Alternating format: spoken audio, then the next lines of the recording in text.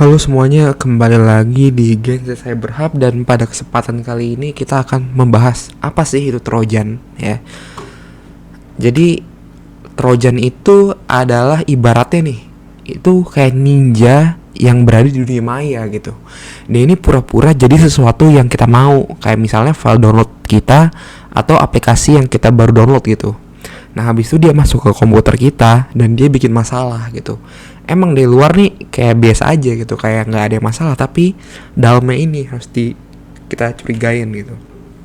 Nah kalau misalnya mungkin kalian tahu Trojan ini kan mirip ya sama cerita-cerita di film-film itu. Nah jadi ini tuh terinspirasi dari kisah legendaris tentang perang Troya dalam mitologi Yunani kuno gitu. Nah, dalam kisah ini tuh pasukan Yunani berhasil menguasai kota Troya dengan cara menyembunyikan prajurit-prajurit mereka di dalam replika kuda kayu yang besar yang disebut Trojan Horse. Nah, pasukan Troya yang tidak mengetahui rencana tersebut kemudian membawa kuda tersebut masuk ke dalam kota. Soalnya si pasukan Troya ini mengira ya ini cuma patung gitu, nggak ada apa-apa gitu. Nah, hal ini memungkinkan pasukan Yunani untuk keluar dari dalamnya pada malam hari dan menaklukkan kota Troya. Nah, begitupun virus Trojan. Virus Trojan ini masuk ke komputer kita ini nggak kedetek sama antivirus, nggak kedetek sama Windows Defender. Dia ini seolah-olah kayak aplikasi biasa, kayak file biasa gitu. Tapi ketika antivirus kita ini udah lengah, dia baru tuh bekerja gitu ya. Nah, Trojan malware ini bekerja dengan cara yang mirip. Mereka menyembunyikan diri di dalam program yang biasa, yang tidak suspicious, yang terlihat aman gitu ya. Sehingga si user ini atau sistem kita ini tidak curiga atau tidak menyangka bahwa ini adalah file yang berbahaya gitu. Nah, bagaimana sih cara si Trojan ini bekerja gitu ya? Nah, seperti yang tadi saya bilang, dia menyamar sebagai file yang resmi yang bertujuan mengelabui korban agar mengklik, membuka atau menginstal file tersebut. Nah, gitu. Jadi misalnya kalau kita download game bajakan, let's say, itu Trojannya itu nggak bakal bekerja kalau misalnya kita belum klik aplikasinya gitu. Jadi ini kan Trojan ini kan butuh trigger gitu ya.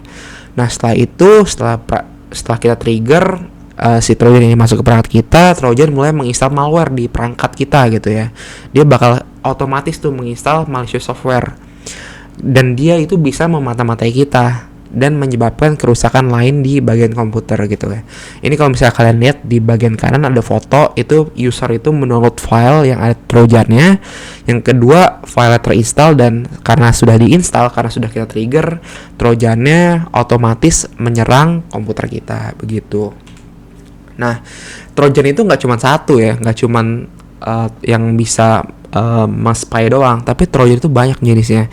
Ada backdoor Trojans, ada fraudulent antivirus Trojan, ada downloader Trojans, ada mail finder Trojans, ada rootkit Trojans, dan ada remote access Trojans gitu. Nah, apa sih dampaknya kalau misalnya komputer kita ini terkena Trojan? Nah, dirangkum dari Kaspersky, ini adalah dampak yang bisa terjadi kalau misalnya komputer kita terkena Trojan. Yang pertama, dia ini bisa memodifikasi data kita. Yang kedua, memblokir data. Ketiga, menyalin data. Keempat, menghapus data. Dan yang paling terakhir, itu mengganggu kinerja komputer atau komputer kita ini menjadi lambat karena banyak proses yang terjadi di belakang layar gitu ya. Nah, apa sih ciri-cirinya komputer kita ini terkena malware Trojan gitu ya?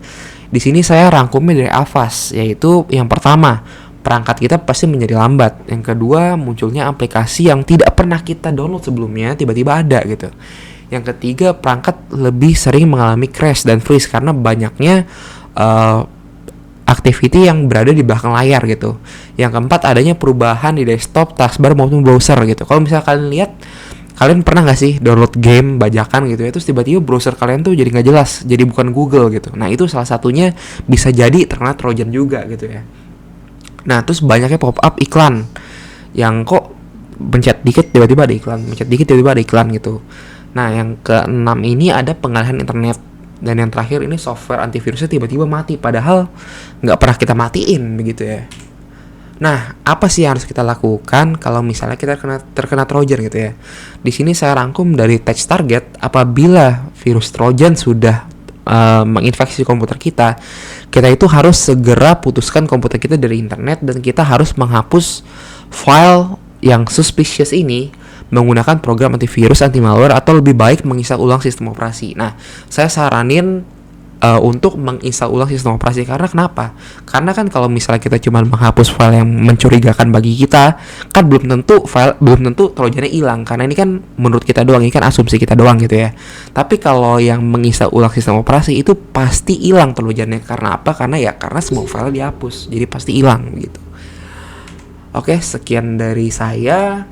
Cukup untuk materi Trojan kali ini. Jika kalian mempunyai pertanyaan, kalian bisa langsung ke kolom komentar gitu ya. Terima kasih semuanya sudah menonton dan see you in the next video. Thank you semua.